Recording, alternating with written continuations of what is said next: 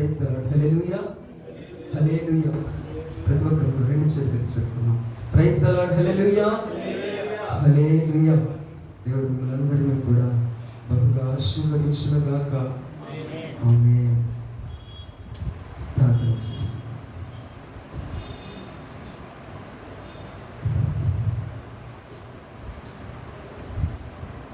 సర్వశక్తిమంతుడా, సర్వాధికారము కలిగిన గొప్ప దేవుడా, మాట్లాడే దేవా, నీకు వందనాలయ్యా, నీకు స్తోత్రములయ్యా.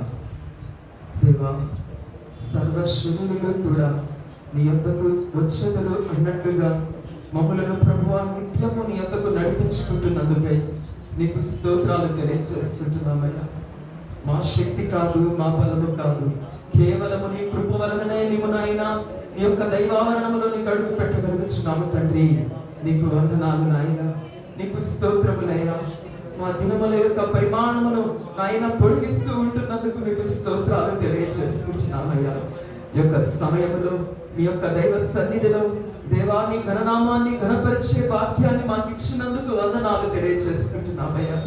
ఎంతో మందికి దక్కని గొప్ప ధన్యతని మీరు మాకు ఇచ్చి ఉన్నారయ్యా. దేవా నీకే వందనాలు. అటువంటి గొప్ప కృపను పొందుకునే వాక్యాన్ని మాకు అనుగ్రహించినందుకు కృతజ్ఞతాస్తుతులు తెలియజేసుకుంటున్నామయ్యా. ఈ యొక్క సమయంలో తండ్రి నీ మాటలని మేము ఆలకించాలి అని నీ యొక్క దైవ సన్నిధిలో అడుగు పెట్టి ఉండగా మమ్మల్ని దర్శించువాడవు నీవని వెతుకుతూ ఉంటూ ఉండగా మాకు దొరుకువాడవు నీవని ప్రభువా తండ్రి నీ పాదాల చెంతకు వచ్చి ఉన్నామయ్యా. ఒక్కసారి దర్శించండి అయ్యా తండ్రి. నీ లేఖనము సెలవిస్తుంది, నా గర్తింపునకు లోబడుడి, నా మాటను ఆలకించుడి, నా ఆత్మను మీకు అనుగ్రహిస్తాను, నా ఉపదేశమును మీరు అంగీకరించుడి అంటున్నావు ప్రభువా. నిజమే నాయన, నీ ఉపదేశమును మేము అంగీకరించాలి అంటే నీ ఆత్మ మాకు కావాలి. ఆత్మను మేము పొందుకోవాలి అంటే నీ మాటకు మేము లోబడాలయ్యా. ఆ మాటను వినడానికి వచ్చామయ్యా. మీకు లోబడగలిగే ఆత్మతో మమ్మల్ని నడిపించమని దేవా ఈ సమయంలో దేవా మీరు మాతో మాట్లాడని ఇంటూ ఉండగా నీవెన్నుకున్నటువంటి నీ బిడ్డను నీ యొక్క శిలువ చాటున మరుగు చేసుకోమని వేడుకుంటున్నాను. నీ కుమారుడు అపాత్రుడు, అభాగ్యుడు, అనర్హుడు, బలహీనుడు ప్రభువా నీ యొక్క శిలువ శక్తితో నింపి నడిపించమని నాతో మాతో ప్రతి ఒక్కరితో కూడా మాట్లాడడానికి మీరు సిద్ధముగా ఉన్నందుకు మీకు స్తోత్రములు. మేము కూడా వినుటకు సిద్ధపడి ఉన్నాము తండ్రి. దేవా మా చెవులని మీ యొక్క ఆత్మ చేత అభిషేకించండి. నిలవబడినటువంటి నీ కుమారుడిని కూడా ఏడింత ఆత్మ చేత అభిషేకించి నీకు మహిమ కలుగుగా నాయన ఈ సమయమును నాయన నీవే నడిపించుకొనమని నీ నామానికి మహిమ తెచ్చుకొనమని వేడుకుంటూ యేసుక్రీస్తు వారి అతి శ్రేష్టమైనటువంటి నామములో ప్రార్థన చేస్తూ ప్రారంభం చేసుకుంటున్నాము తండ్రి. Amen. Praise the lord. Hallelujah hallelujah. వాక్యం ప్రారంభించే ముందు ఒక చిన్న ప్రశ్న వేసి ప్రారంభిస్తాను. శ్రమ దినాలలో ఎన్నో దినంలోకి వచ్చి ఉన్నామండి? 12 దినాలు కదా, అంటే 12 ప్రసంగాలు విని ఉన్నాం కదా. సరే, నా ప్రశ్న ఏమిటి అంటే దేవాతి దేవుని గురించి సాక్ష్యం ఎవరైనా ఇవ్వగలరా? 12 ప్రసంగాలు విన్నారు కదా, దేవాతి దేవుని గురించి సాక్ష్యం ఇవ్వమంటే ఇస్తారా? సైలెంట్ గా ఉన్నారండి. ఇస్తారా ఇవ్వరా? ఎవరైనా ఇవ్వగలరా? ఒక్క మాట చెప్పాలి, చేయగలరు. ఎవరైనా ఇవ్వగలరా? గట్టిగా. అది నేను ఎలా చెప్పగలను? దేవుడు వచ్చి నా గురించి సాక్ష్యం ఇవ్వమంటే మనమే ఇవ్వాలి, కానీ ఏమి ఇవ్వాలని దేవుడిని అడుగుతామా?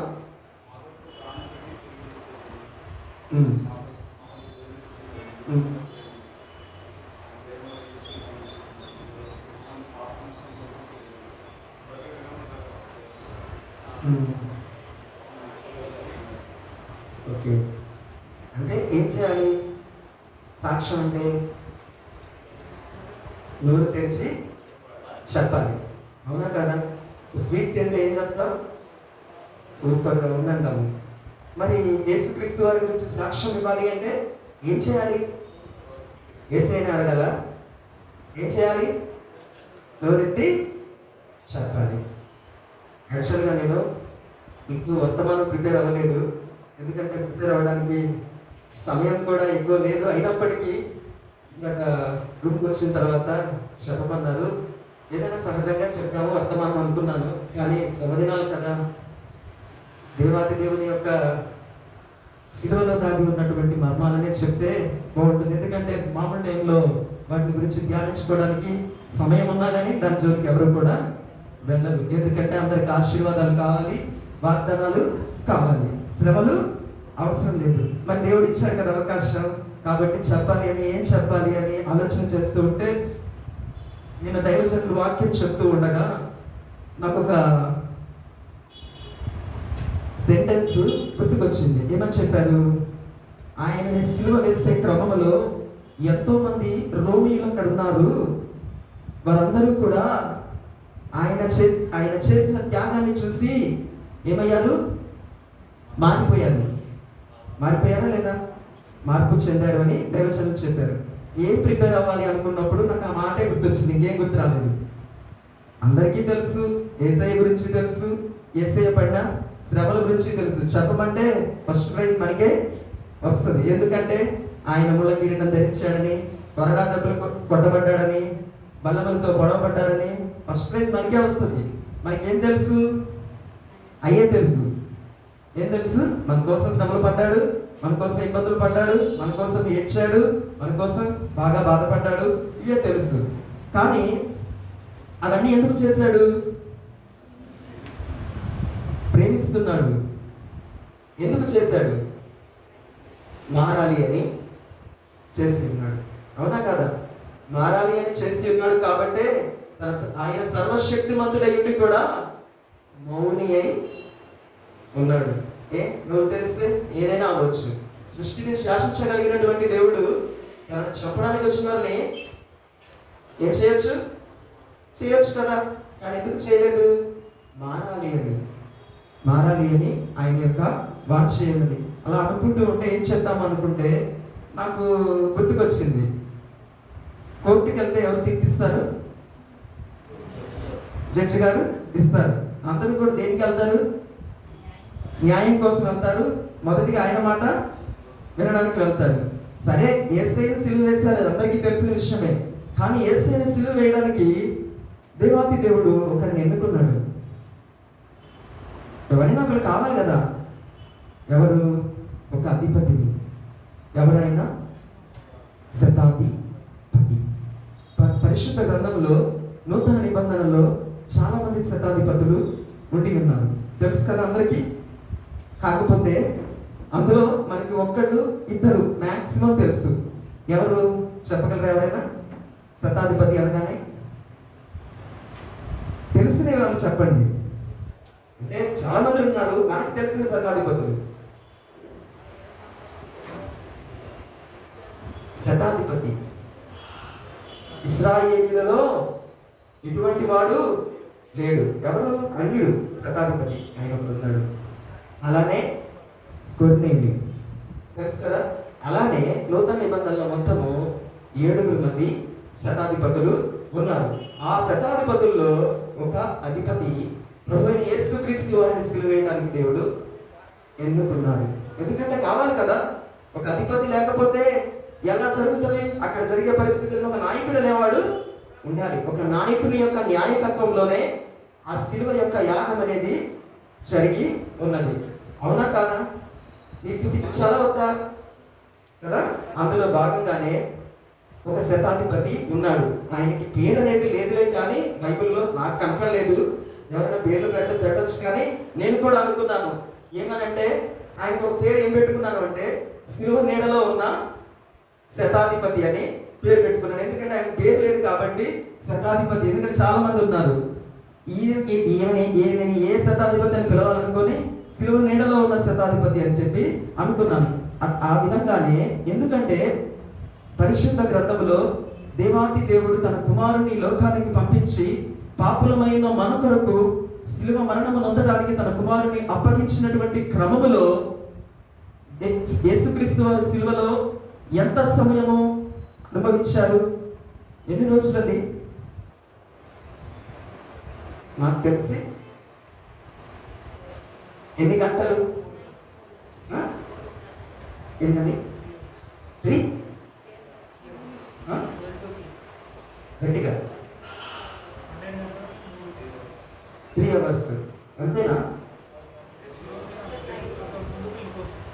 అంతకుముందు ఇంకో 3 మొత్తం.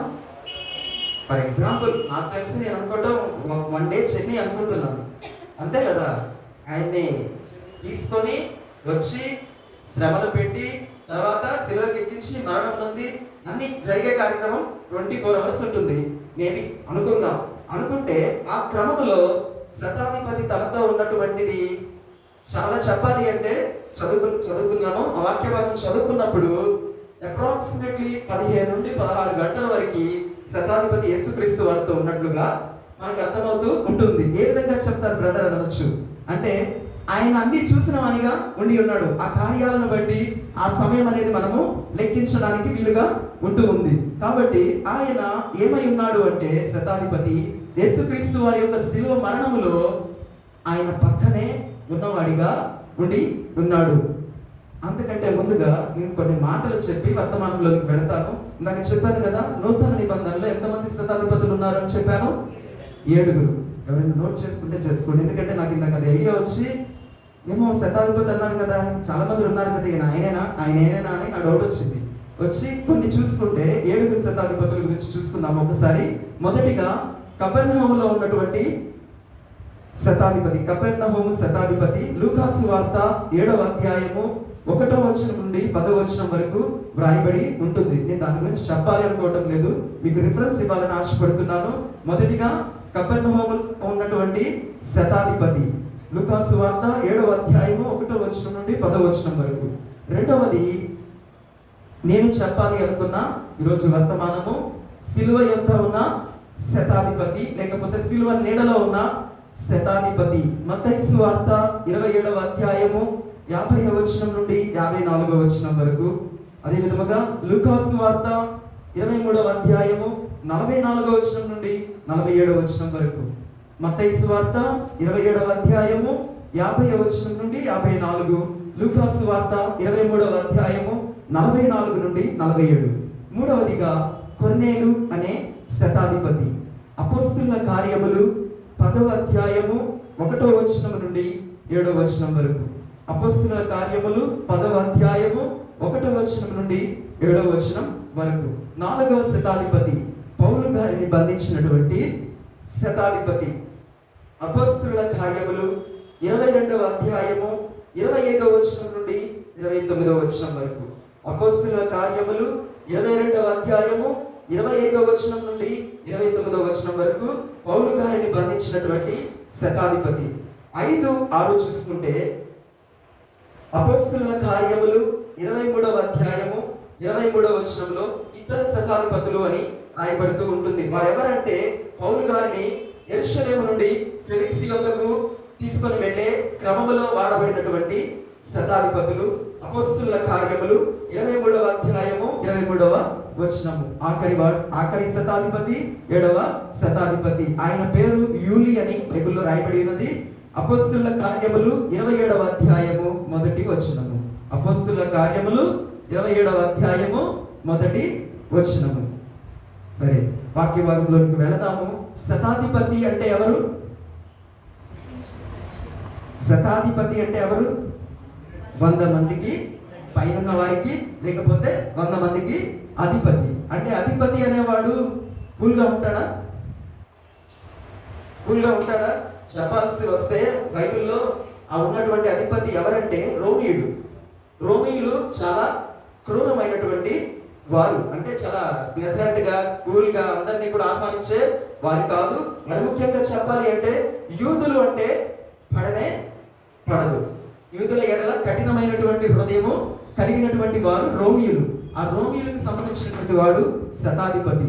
దేవాది దేవుడు తన కుమారుని యొక్క సిలువకి అప్పగించే క్రమములో ఆ రాజ్యములో ఉన్నటువంటి అధిపతి కూడా అలాంటి మనస్తత్వం కలిగినటువంటి వాడే కాదంటారా? ఒక అధికారంలో ఉన్నవాడు చాలా కూల్ గా ఉంటే అందరు వింటారా? అన్ని యాంగిల్స్ లో సూటబుల్ పర్సన్ నే శతాధిపతిగా ఉంచుతారు. ఆ క్రమంలో యేసుక్రీస్తు వారిని సిలువ వేసే క్రమంలో అందరికీ కూడా తెలుసు, ఎన్ని శ్రమలు పడ్డారో మనకి తెలుసు. ముండ్ల కిరీటాన్ని ధరించాడు, ఇంకా ఏం చేశాడు? కొరడా దెబ్బలు తిని ఉన్నారు, ఇంకా పాదములకు అరచేతులకు శిలలు రుచ్చబడ్డాయి, ఇంకా బల్లెములతో పొడవబడ్డారు, ఇంకా ఆయన దేహం అంతయు కూడా నాగటి చాలవలే దున్నబడి ఉన్నది. ఆయన ఆఖరి రక్తపు బొట్టు వరకు కూడా రక్తాన్ని చిందించి ఉన్నారు. ఎంతో మంది ఆయనని అవమానించారు, ఎంతో మంది ఆయనని నిందించారు, ఎంతో మంది ఆయనని గేలి చేశారు. అవునా కాదా? ఇవన్నీ కూడా చూసినటువంటి వ్యక్తి ఎవరు? శతాధిపతి. శతాధిపతి ఏం చేశాడు? యేసయ్య శిలువ ప్రయాణంలో ఉండి ఆయన చేసినటువంటి శిలువ యాగంలో ప్రతి పనిని కూడా చూసిన వాడిగా ఉన్నాడు. కాబట్టి ఆ శతాధిపతి యొక్క హృదయం ఎలాంటిది అంటే, జనరల్ గా యూదుల యొక్క కఠినంగా ఉండేటటువంటి హృదయం. యూదులు అంటే వారికి పడదు. కానీ ఎందుకు దేవుడు ఆయన్నే నిలబెట్టుకున్నాడు? మంచాన్ని నిలబెట్టుకుంటే ఇంకేమైనా ఉంటుందా? ఏముండదు కదా. ఏం చెప్తారు? సిలువకు వేయొద్దని చెప్తారు. కానీ ఆ సమయంలో ఎవరైనా ఆయన అడ్డగించారండి? ఎవ్వరూ కూడా నోరు తెరవలేదు. ఏమని? ఆయన మంచివాడని, ఆయన ఏ పాపము చేయలేదని కొంతమంది సాక్ష్యం ఇచ్చిన వాళ్ళు ఉన్నారు. కానీ కాకపోతే ఎవరైనా దాన్ని ఆపగలిగారా? ఎవరు కూడా ఆపిన వారు లేరు. కాకపోతే మనం ఒకటి గమనించాలి, సిలువ అనేది ఏం చేస్తుందంటే మానవుని యొక్క జీవితాన్ని నిశ్చయంగా మారుస్తుంది. అయ్యా కాదా?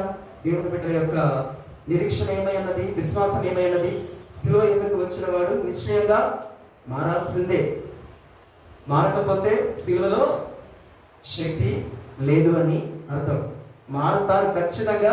ఎంత మొండివారైనా సరే, ఎంత కఠినులైనా సరే, ఆయన సిలువ చెంతకు వస్తే ఏమవుతారు? మార్పు చెందేవారిగా ఉంటారు. కాబట్టి మన కోసం ఆయన ఎన్నో హింసలను అనుభవించాడు, ఎన్నో ఇబ్బందులను పడి ఉన్నారు, ఎన్నో శ్రమలని అనుభవించి ఉన్నారు.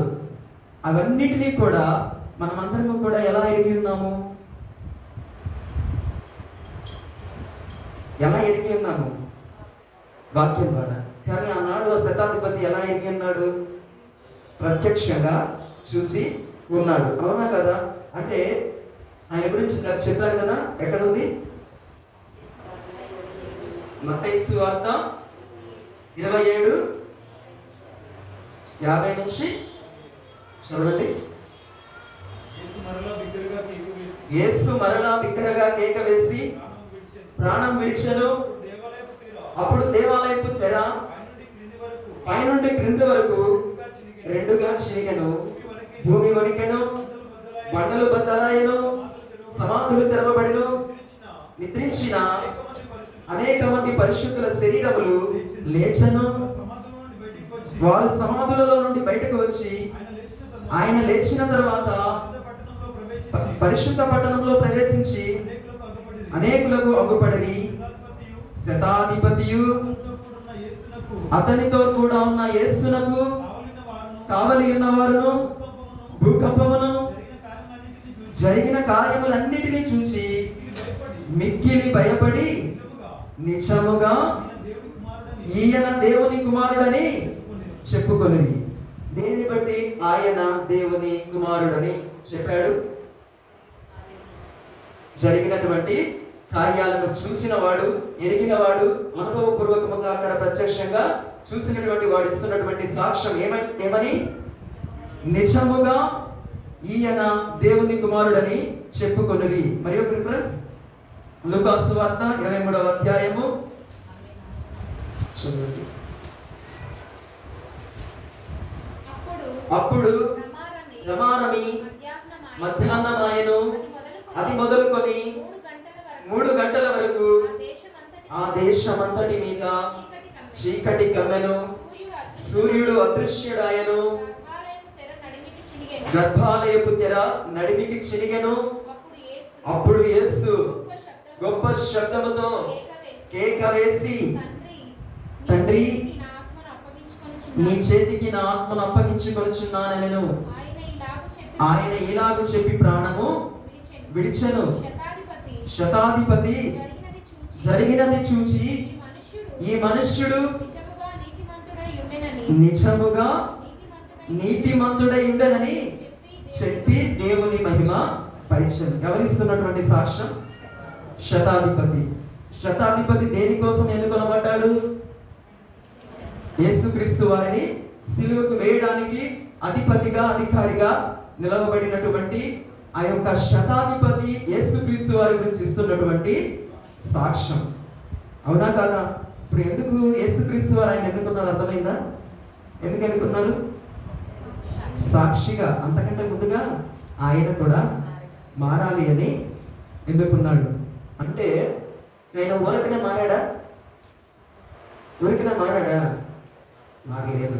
మారడానికి కొన్ని కార్యాలు అక్కడ జరిగాయి. అవన్నీ జరగడం వల్లనే ఆయనలో మార్పు అనేది వచ్చింది. కాబట్టి ఈ యొక్క ప్రయాణంలో ఆయన మారడానికి ఎన్నో పరిస్థితులు అనేవి ఎదురు పడి ఉన్నాయి. ఆయన ఇస్తున్నటువంటి 2 వాక్య భాగాల్లో మొదటిగా ఒక మాట అంటాడు ఆయన. మత్తయి సువార్తలో ఏం చేశాడు? బిగ్గరగా కేక వేస్తాడు. ఇక్కడ లూకా సువార్తలో గొప్ప గొప్ప శబ్దము. ఈ ఏ సమయంలో పలికిన మాటలండి? సిలువకి చాలా సమయానికి దగ్గర పడినప్పుడు పలికినటువంటి మాట. ఆ సమయంలో యేసయ్య ఎంత గట్టిగా మాట్లాడుతున్నారు? గొప్ప కేక వేశారంట. జనరల్గా ఏమనుకుంటారు? అంత బ్లడ్ కారిపోతే ఎనర్జీ ఉండదు. కానీ ఆయన కేక వేశాడు. ఎంతగా వేశాడు? బిగ్గరగా కేక వేశాడు. గొప్ప శబ్దము చేశాడు. ఎందుకు చేయగలిగాడు? దేవుని శక్తి వలన. అవునా కదా? దేవుని శక్తే. అంతకంటే ముందు ఏంటంటే ఆయన ఇష్టముతో చేస్తున్నటువంటి ఒక ప్రాజెక్ట్ అది. త్యాగము, మన కోసం చేస్తున్నటువంటి త్యాగము. అది కూడా ఎలా చేస్తున్నాడు? ఇష్టంతో చేస్తున్నాడు. కాబట్టి ఆయన ఆ రీతిగా కేక వేయగలిగాడు. లేకపోతే వేయగలడా? వేయలేడు. మన యందు ఇష్టం ఉంది. జనరల్గా గమనిద్దాం. మనకు ఎవరైనా ఇష్టమైతే మన కోపిక లేకపోయినా వాళ్ళతో వెళ్తామండి. జనరల్గా చెప్తున్నాను.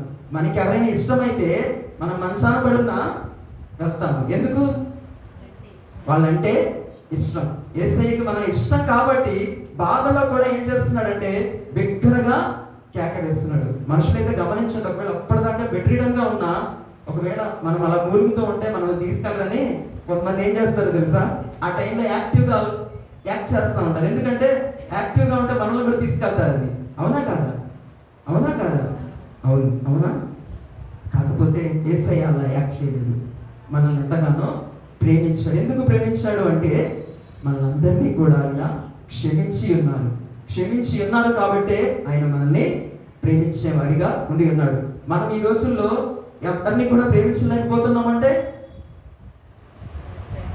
చెప్పండి. ఇప్పుడే నేను చెప్పాను. యేసయ్య మనల్ని ప్రేమిస్తున్నాడు అంటే చేశాడు, క్షమించాడు. మనం అందరినీ కూడా ప్రేమించట్లేదంటే మనము క్షమించట్లేదు. ఒకటే, ఇతరులను మనం ప్రేమించట్లేదంటే, ప్రేమించే మనసు మనలో లేదంటే ఒక క్వాలిటీ మనలో లేదని. ఏంటి? క్షమించే హృదయం మనకి లేదని.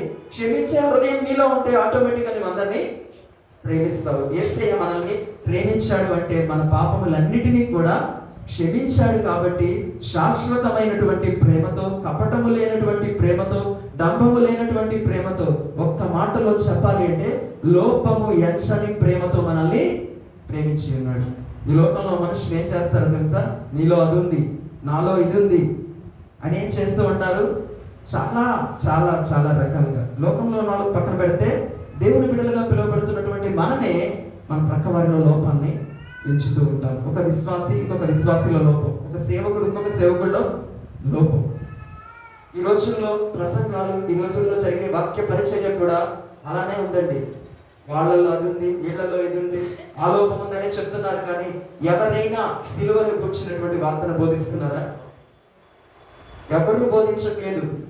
ముందు అది బోధిస్తే ఆటోమేటిక్గా హృదయాలు మారుతాయి. మారినప్పుడు లోకానుసారమైనవి చేంజ్ చేసుకోమని చెప్పాల్సిన అవసరం లేదు. మొదటిగా హృదయం అనేది మారిందనుకో, ఆటోమేటిక్గా నువ్వేమి చేయాలో ఏమి చేయకూడదో నీకు అర్థమవుతుంది. ఈ రోజుల్లో ప్రసంగాలు ఎలా అయిపోతున్నాయంటే,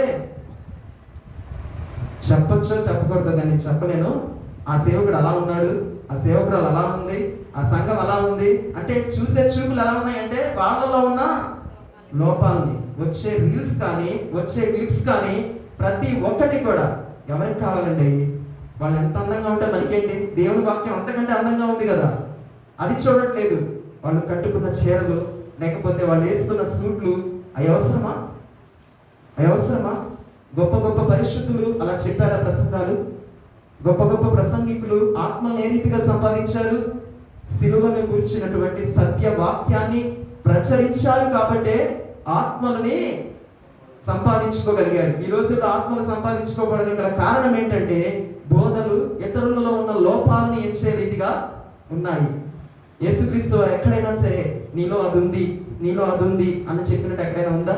ప్రతి ఒక్కరిని కూడా ప్రేమించే దగ్గరికి తీసుకున్నాడు.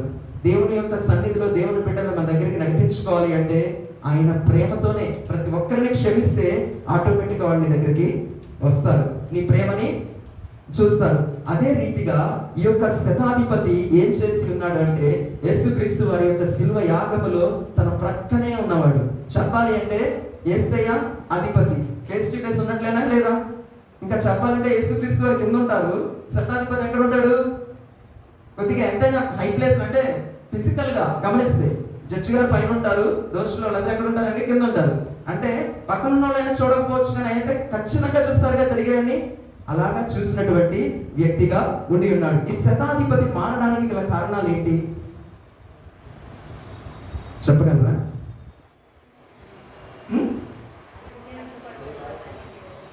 చూసారు, ఇప్పుడు చదువుకున్నాను అందుకని అడిగాను చెప్పగలరా అని. చెప్పగలరా అని అడిగింది ఏంటంటే గొల్గొతాలో జరిగినటువంటి ఏం జరిగాయి?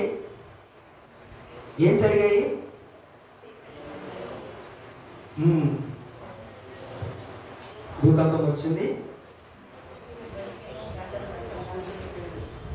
సూచక క్రియలు అంటే చదువుకున్న వాక్య భాగం ఒకసారి చూస్తే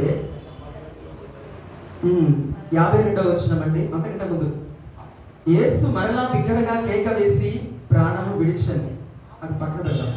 ఆయన మన కోసం ప్రాణం విడిచారు. అప్పుడు ఆ తర్వాత జరిగినటువంటి కార్యం ఏమైంది? దేవాలయపు తెర పైనుండి క్రింద వరకు రెండుగా చినిగెను, భూమి వణికెను, బండలు బద్దలాయను, సమాధులు తెరవబడెను, నిద్రించిన అనేక మంది పరిశుద్ధుల శరీరములు లేచెను. వారు సమాధులలో నుండి బయటకు వచ్చి ఆయన లేచిన తర్వాత పరిశుద్ధ పట్టణంలోనికి ప్రవేశించి అనేకులకు అగుపడిరి.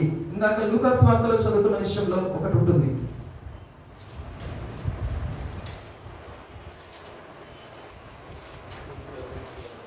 సూర్యుడు అదృశ్యం. చాలా బాగుంది కదా పదం, వర్డ్ ఎంత బాగుంది. సూర్యుడు అదృశ్యమై ఏ సమయంలో అయ్యాడు? అది కరెక్టే, ఆయన ప్రాణంలోనే, ఆయన ప్రాణం విడిచే సమయమే. అది ఏ సమయం? ప్రమారమి మధ్యాహ్న మాయను. మధ్యాహ్నం సమయంలో ఏమైందంట? సూర్యుడు అదృశ్యమైన. ఫర్ ఎగ్జాంపుల్ ఇప్పుడు నైట్ కదా, మనందరికీ ప్రసంగం వింటున్నాం కదా, ఇప్పుడు ఒక్కసారి బయటంతా కూడా పగల్లాగా ఉంటే ఎలా ఉంటుంది? భయం వేస్తుంది. తర్వాత పక్కన పెడితే అందరూ కూడా ఏం చేస్తారంటే ఇది సన్నిహితారు, అవునా కదా? సెల్ఫీలు తీసుకుంటారు. పక్కన పెడితే జనరల్గా మనిషి సైకాలజీ ప్రకారం రాంగ్ గా మెసేజ్ ప్రశాంతన పెట్టాడేమో ఇప్పుడు కాదని చెప్పేసి వెళ్ళిపోతారు, అవునా కాదా? ముందు మనకు వచ్చే ఆలోచన ఏంటి? 7 సర్వీస్ అని పెట్టారు కదా 7:30కి, పగలైపోయే పాటికి ముందే మనకు వచ్చే ఆలోచన ఏంటంటే వెళ్ళిపోతాం, అవునా కదా? ఆ సమయం ఏమైంది? అక్కడ సూర్యుడు అదృశ్యుడయ్యాడు. అది ఎవరు చూశారు? శతాధిపతి చూశాడు. ఎంత మూర్ఖుడైనా, ఎంత మోనార్కుడైనా, ఎంత కఠిన హృదయుడైనా అలాంటి పరిస్థితిని చూస్తే మారతాడా? మారడా? నిశ్చయంగా మారాల్సిందే, మారకపోతే మనిషి కాదు. శతాధిపతి ఆ పలికాడు కదా, ఏమని? ఈయన నీతిమంతుడు అని పలికాడు. ఇంకొకటి ఏమన్నాడు ఆయన? ఈయన నిజమైన దేవుని కుమారుడు అని ఎందుకు పలకగలిగాడు? ఆయన శిలువ మీద నిలవబడి ఆ మాటలు పలికిడు. 7 మాటలను కూడా విన్న తర్వాత జరిగినటువంటి కార్యం ఇది. ఎందుకంటే చదువుకున్న విషయంలో మత్తయి సువార్త 27వ అధ్యాయంలో తెలుస్తుంది. ఆయన ఏమన్నాడు? యేసు మరలా బిగ్గరగా కేక వేసి ప్రాణము విడిచెను. అంటే ప్రాణము విడిచిన తర్వాత శతాధిపతి పలుకుతున్నటువంటి మాటలు, అంటే శిలువ మీద పలికినటువంటి 7 మాటలు కూడా విన్నవాడే కదా, అవునా కదా? అంటే ఆయన శిలువలో ఉన్నటువంటి శక్తిని పొందుకున్నటువంటి వాడు. కొరింథీయుల్లో ఉంటుంది కదా, దేవుని గురించినటువంటి వార్త నశించిపోతున్న వారికి వెర్రితనముగా ఉంటుంది, కానీ రక్షింపబడుచున్నటువంటి వారికి దేవుని శక్తి అయి ఉన్నది అని. అవునా కదా? నిజముగా నశించిపోతున్న వారికి దేవుని కార్యాలు వెర్రితనముగానే ఉంటాయి. ఎందుకంటే వాళ్ళకే కాదండి, రక్షింపబడిన మనకైనా సరే, ఇప్పుడు ఆకాశం భూమి అయిపోయి భూమి ఆకాశం ఏందనుకోండి, ఏమనుకుంటా? ఏంటి ఇంత విచిత్రంగా జరిగిందని. కొంతమంది దేవజనులు దేవుడికి పేరు పెడతారు, విచిత్ర కార్యాలు చేశాడు అంట, విచిత్రమైన దేవుడు అంట. అవునా కాదు? అంతే కదా. మధ్యాహ్నం పూట సూర్యుడు అదృశ్యం అవడం ఏంటండి విచిత్రం? కాకపోతే మనిషి మారాలంటే అలాంటి కార్యాలే జరగాలి. దేవుడు అందుకనే సర్వ సృష్టికి కారణభూతుడై ఉన్నాడు. ఆ కార్యం చేయడం వల్ల ఏమైందంటే శతాధిపతిలో ఉన్నటువంటి చీకటి అనేది తొలగిపోయింది. ఏం చేశాడు? మధ్యాహ్న వేళ వెలుగులో ఏం చేశాడు ఆయన? చీకటిని కలగ చేయగా శతాధిపతి హృదయంలో ఉన్నటువంటి చీకటి తొలగిపోయి వెలుగు చేత నింపబడ్డాడు. కాబట్టే ఆయనే నిజమైన దేవుని కుమారుడు అని, ఆయనే నీతిమంతుడు అని పలకగలిగాడు. ఈరోజు మనమందరం కూడా రక్షింపబడి ఉన్నాం కదా. ఆయన శిలువ గురించి ఎన్నో సంవత్సరాలుగా ఈ శతాధిపతి పలికినటువంటి మాటలు ఎంత సమయం, అప్రాక్సిమేట్ అనుకుంటే 1 day జర్నీలో పలికినటువంటి మాటలు. మన జీవితంలో దేవుణ్ణి నమ్ముకున్న తర్వాత ఎన్ని శ్రమ దినాలు వచ్చుంటాయండి? ఒక్కరి దినం కాదు, సంవత్సరానికి 40 రోజులు చొప్పున 40 ప్రసంగాలు వింటాము, సంవత్సరం మొత్తం ప్రసంగాలు వింటాము. జర్నీలో 10 years ఎక్స్పీరియన్స్ ఉంటే ఒక 400 ప్రసంగాలు, 400 శ్రమ దినాలు. అవునా? మనం ప్రభు గురించి సాక్ష్యం ఇవ్వాలంటే ఇవ్వలేని పరిస్థితి రావచ్చు. ఆయన అయితే ప్రత్యక్షంగా ఉన్నాడు కాబట్టి చెప్పగలిగాడు. మనం ఏం చూసాము చెప్పచ్చు అనొచ్చు. ఆయన ఏమన్నాడు? తెలిసి నమ్మిన వారి కన్నా, చూసి నమ్మిన వారి కన్నా చూడకుండా నమ్మిన వారు ధన్యులు అని చెప్పి దేవాది దేవుడు తనకి ఉన్నాడు. ఓకే, ఆ రోజు అంటే దేవాది దేవుడు ప్రత్యక్షంగా చూశాడు కాబట్టి ఒక్క దినంలో చెప్పగలిగాడేమో. ఓకే, మనం అంత ఎక్స్పీరియన్స్ లో లేము, బట్ సరే 40 దినాలు పూర్తి చేసుకుంటాం. 40 దినాలు పూర్తి చేసుకున్న తర్వాత ఆయన యొక్క శిలువలో శక్తిని ప్రకటించగలుగుతున్నామా? ఆయన శిలువను కూర్చున్నటువంటి వార్తని ప్రకటించగలుగుతున్నామా? మనల్ని మనం పరీక్షించుకున్నాం. మరి మన హృదయాల్లో చీకటి ఇంకా తొలగిపోయిందా లేదు? మనకి కూడా తెలుసు కదా, దేవుడు ఏమయ్యాడు? చీకటిని వెలుగులో ఏం చేశాడు? సూర్యుడిని అదృశ్యమయ్యేటట్లు చేశాడు. వాళ్ళు ప్రత్యక్షంగా చూడొచ్చు, మనం ఇంకా గొప్ప ఇంజనీర్స్, బాగా టెక్నికల్ గా ఎదిగిన వారమే కదా. మనం చూడకపోయినా మనం ఏం చేస్తాము? చూసినట్లే నటిస్తాము, ఎక్స్పెరిమెంట్లు కూడా చేయగలం, ఊహల్లోకి వెళ్ళిపోతాం. ఇప్పుడు నీ మాట చెప్పగానే మధ్యాహ్నం వేళ సూర్యుడు తొలగిపోయాడు అనగానే మనం ఏం చేస్తాం తెలుసా? ఆ సిచ్యువేషన్ ఎలా ఉందని అందులో కూడా ఏమి రాగలరు. అవునా? ఈ రోజుల్లో ఏమంటున్నారు? దేవుడు సృష్టి ఆకాశంలో వెళ్ళిపోతున్నారు, అక్కడ ఒక జెండా పెట్టొస్తున్నారు. ఏదైనా సరే ఆగరు, ఎక్సైట్మెంట్ చాలా ఎక్కువ. దేవాది దేవుడు ఏం శ్రమిస్తున్నాడంటే ఆ రోజు శతాధిపతి మారడానికి మధ్యాహ్న వేళ సూర్యుడు అస్తమయమైపోయేటట్లు, సూర్యుడు అదృశ్యమయ్యేటట్లు చేయగా శతాధిపతి హృదయంలో ఉన్నటువంటి చీకటి తొలగిపోయి వెలుగు చేత నింపబడ్డాడు. కాబట్టి దేవాది దేవుని యొక్క కుమారుని గురించి ఇస్తున్నటువంటి సాక్ష్యం ఆయనే నిజమైనటువంటి దేవుని కుమారుడు, ఆయనే నీతిమంతుడు అని పలకగలిగాడు. మన జీవితాల్లో కూడా మన దేవుని గురించి నిజముగా పలకగలుగుతున్నామా? ఎక్స్పీరియన్స్ అట్లాంటిది మనకి ఉండి ఉన్నదా లేదా? మనల్ని మనము పరీక్షించుకునే వారిగా ఉండాలి. ఆ రోజు అది జరిగింది. మన జీవితాల్లో మన హృదయం మారడమే ఒక అద్భుతం. మరి మారిన హృదయం ఆయన ఇంకా నీతిమంతుడిగా స్థిరముగా నిలుపుకుంటుందా లేదా అన్నది మనల్ని మనము పరీక్షించుకునేటటువంటి వారిగా ఉండాలి. రెండవ మాటగా అక్కడ ఏం జరిగింది అంటే 27వ అధ్యాయంలో 50వ వచనంలో, అప్పుడు దేవాలయపు తెర పైనుండి క్రింద వరకు 2గా చినిగెను. దేనికి చెప్పాడండి? పైనుంచి కిందకి చిరిగిపోయిందంట, కింద నుండి పైకి కాదు. ఏమైంది? ఎందుకు పైనుండి కిందకి చినిగిపోయింది? ఎందుకు పైనుండి కిందకి చినిగిపోయింది? దేవుడు ఎక్కడ ఉంటాడు? సింహాసనాసీనుడై ఉన్నాడు. అది పక్కన పెడతాం. పైనుండి చిరిగిపోయింది, దేవుడు పైన ఉన్నాడు కాబట్టి చించేసి ఉంటాడు. అది పక్కన పెడితే ఏమైంది అంటే దేవుని యొక్క సహవాసం బహు సమీపముగా అయింది. అంటే మధ్యలో ఇంకెవరు కూడా లేరు. స్వాతంత్రం అనేది మనకి అనుకూలం అయిపోయింది. అంటే దేవుడు మనము కలుసుకోవడానికి మధ్యలో ఏ అడ్డు లేకోకుండా దేవుడు తొలగించాడు. అవునా కాదా? అవును, తొలగించాడు. మరి చీకటి కమ్ముకున్నటువంటి శతాధిపతి హృదయము దేవుని వైపు తిరగడానికి కారణం మొదట ఏమైంది? సూర్యుడు అదృశ్యమయ్యాడు. అదృశ్యమవగా ఏమైంది? శతాధిపతిలోనికి వెలుగు వచ్చింది. వెలుగు వచ్చిన తర్వాత దేవాది దేవుని దర్శించుకోకుండా మాంతాడా? నిశ్చయంగా ఆయన దర్శించుకునేవాడై ఉన్నాడు. మరి మన జీవితాల్లో కూడా మన హృదయం అనేది ఏమైంది? వెలుగుతో నింపబడి ఉన్నది. నింపబడి ఉన్నటువంటి మనము ఆయనతో నిత్యంగా సహవాసంలో ఉంటున్నామా లేదా అన్నది మనల్ని మనము పరీక్షించుకునే వారిగా ఉండాలి. ప్రతి ఒక్కరికి తెలుసు, తెర చిరిగిపోయింది, పరిశుద్ధ స్థలానికి అతి పరిశుద్ధ స్థలానికి మధ్య ఏ అడ్డు లేదు అని. అది తెలుసు. ఆ స్థలాలు పక్కన పెడితే మరి మన స్థలం ఎలా ఉంది? దేవుని ఎదుటనే ఉంటున్నామా, లేకపోతే ఇంకా చినికి వేయబడకుండా ఉన్న అనుభవంలోనే ఉంటున్నామా అన్నది మనల్ని మనము పరీక్ష చేసుకునేటటువంటి వారిగా ఉండాలి. ఆ రీతిగా దేవునితో సహవాసమును పొందుకోవడానికి దేవాతి దేవుడు ఆ బిడ్డ ఎడల కృప చూపించిన వాడే ఉన్నాడు. మన ఎడల కూడా కృప చూపించి ఆయనతో నిత్య అన్యోన్య సహవాసం చేయడానికి ఆయనే ఏం చేసి ఉన్నాడు? అడ్డుని తొలగించి ఉండి ఉన్నాడు. అవునా కదా? రీసెంట్ గా కూడా ఏమని తెలంగాణ సీఎం అనుకుంటా, ఆయన కలుసుకోవడానికి ఏదో చేశాడు. ఏం చేశాడు? ఇంతకుముందు సీఎంని కలుసుకోవాలంటే ఎన్నో అడ్డులు ఉండే, అంటే ఎవరు వెళ్ళేవారు కాదంట. కానీ ఆయన సీఎంగా అడుగు పెట్టిన ఫస్ట్ రోజు ఏం చేశాడు? మొత్తాన్ని కూడా కూల్చివేసేసాడు. నేను అది ఆ రోజు చేసినప్పుడు నేను అదే అనుకున్నాను. అంటే నేను ఆయన అంత గొప్పవాడు అనట్లేదు, కాకపోతే ఏంటంటే దేవాతి దేవుడు ఆయన్ని కలుసుకోవడానికి మనకిచ్చినట్లుగా నేను అనుకున్నాను.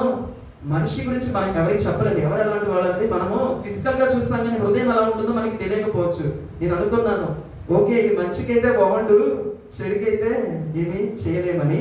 అది ప్రక్కన పెడదాం. అంటే మనుషులుగానే ఈ విధంగా ఆలోచన చేసి లౌకికంగా అలా ఆలోచిస్తున్నప్పుడు దేవాతి దేవుడు మన కోసం ఎప్పుడో ఆలోచన చేసి ఆయనతో మనం ఎక్కడ దూరం అయిపోతామో అని మనకి ఆయనకి మధ్య అడ్డుగా ఉన్న ఆ తెరని చింపివేశాడు. మళ్ళీ మనం చెప్తాము, నీకు నాకు మధ్య అది ఉంది, అందుకే నేను రాలేకపోతున్నాను అని అంటాను. ఎందుకంటే మనం మామూలు వాళ్ళం కాదు. ఏమంటాము? నా దగ్గర రావట్లేదే అంటే నువ్వే కదా తెరంచిందని అంటాం. అవునా కదా? అందుకోసమే ఆ మాట కూడా మన నోట రానివ్వకుండా ఆయన ఏం చేసి ఉన్నాడు? అన్నకి ఆయనకి మధ్య ఉన్నటువంటి ఆ తెరని చింపివేసి మన నోర్లు మూపించడమే కాకుండా మనం ఆయన ఎదుట మోకరించడానికి దేవుడు మార్గాన్ని సరళము చేసి ఉన్నాడు. తర్వాత ఏం జరిగింది? భూమి వణికెను. భూమి వణికిందంట. ఒక్కసారి ఎగ్జాంపుల్ చూసుకుందాం. ఒకవేళ ఈ స్థలంలోనే భూమి వణికితే ఎలా ఉంటుంది? మనమైతే దేవుడిని చూడం. ముందు ప్రాణాన్ని కాపాడుకోవడానికి పరుగులు తీస్తాము. నా ఇల్లు ఎక్కడుంది, నా వాళ్ళు ఎక్కడున్నారు, నా బిడ్డలు ఎక్కడున్నారు, నేను దాచుకునే ఎక్కడ ఉన్నాయి, దానికే ఉరుకుతాం. కానీ శతాధిపతి అక్కడే ఉన్నాడు. శిలువ శ్రమలో యేసుక్రీస్తు వారితో ఉన్నాడు. మరి అధిపతి పారిపోతే బాగుంటుందా? బాగోదు. బాగోదని కాదు, అధిపతి అక్కడ ఉండాలి. జరిగే సంగతి అంతా చూశాడు. ఆ మారడానికి గల కారణం ఏంటంటే అంత నిశ్చయంగా ఖచ్చితంగా అక్కడ యేసుక్రీస్తు వారు పడినటువంటి శ్రమను అనుభవించే సమయంలో అముందల పలికిన మాటలు కానీ ఆయన పడిన శ్రమలు కానీ ఆయన ప్రక్కన పెడితే ఆ జరిగిన సంభవాలను చూసి శతాధిపతి మారాడు. ముందు వరకు ఏం చేశాడు? అన్నిటికీ పర్మిట్ చేశాడు.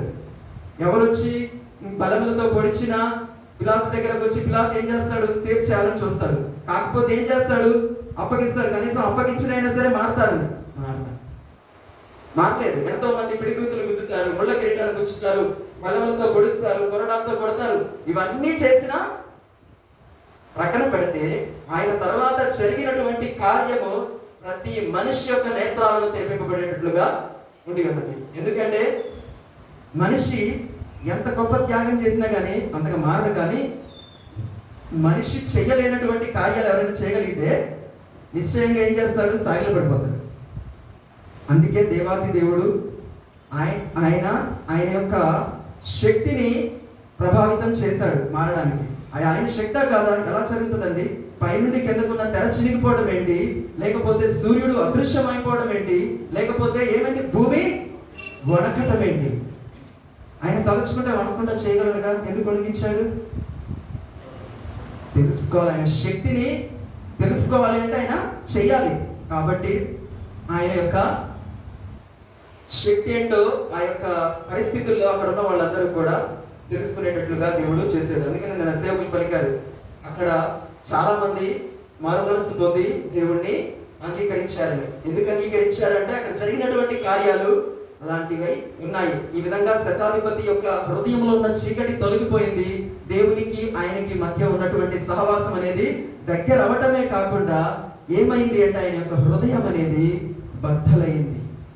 ఆయనలో ఉన్న పాపం అనేది బయటపడిపోయింది. దేవుడు అనేవాడు ఆయనలోనికి వచ్చి ఉన్నాడు. ఎప్పుడైనా దేవుడు ఎవరో మనం తెలుసుకుంటే మనం ఏంటో మనకి తెలుస్తుంది. క్రైస్తవులు గుర్తుపెట్టుకోవాల్సినటువంటి ఒక మాట, దేవుళ్ళకి వచ్చినటువంటి బిడ్డ గుర్తుపెట్టుకోవాల్సినటువంటి ఒక మాట ఏంటంటే, దేవుడు ఎవరో నువ్వు తెలుసుకోవాలి.